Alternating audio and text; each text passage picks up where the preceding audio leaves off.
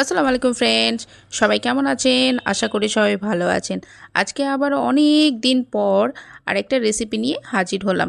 রেসিপিটার নাম হচ্ছে চিংড়ির মালাইকারি, যেটা বেশিরভাগ সবারই প্রিয়।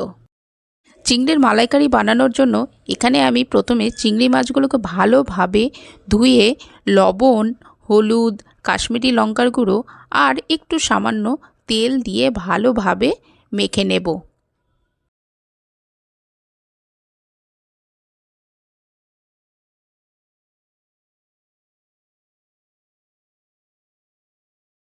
এদিকে আমার চিংড়ি মাছগুলো ভালোভাবে মাখানো হয়ে গেছে, আর অন্যদিকে আমি তেল গরম করতেও দিয়ে দিয়েছিলাম।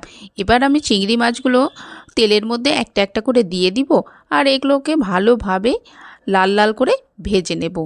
এখানে দেখুন আমার চিংড়ি মাছগুলো বেশ প্রায় ভাজা হয়ে গেছে। আমার চিংড়ি মাছগুলো ভাজা হয়ে গেছে, অন্যদিকে আমি পোস্ত আর আদাটাকে শিলনোড়ায় ভালোভাবে বেটে নিয়েছি।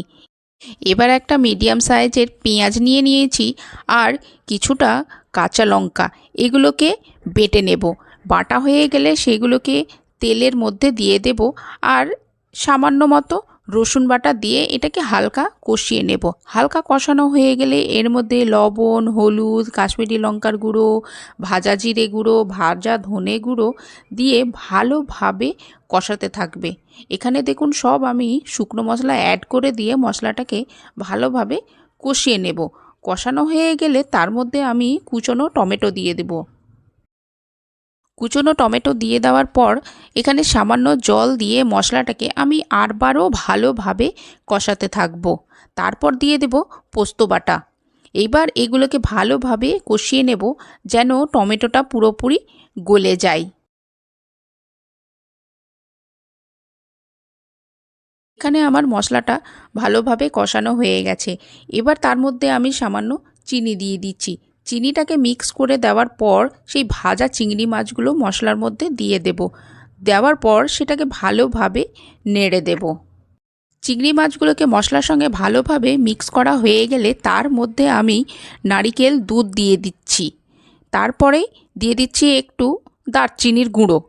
এরপর এটাকে 5 মিনিটের জন্য ঢেকে রেখে দেব। 5 মিনিট পর ঢাকনা খোলার পরে দেখবেন খুব সুন্দর একটা সেন্ট বেরোচ্ছে। তারপরে আমি এখানে কিছুটা কাঁচা লঙ্কা দিয়ে দিচ্ছি। এই আমার রেডি হয়ে গেল চিংড়ির মালাইকারি। আপনারাও রেসিপিটা বাড়িতে ট্রাই করতে পারেন। রেসিপিটা আমার কেমন লাগলো অবশ্যই কমেন্ট করে জানাবেন। আজকের জন্য টাটা। পরে আবারও আরেকটা রেসিপি নিয়ে হাজির হব। ভালো থাকবেন।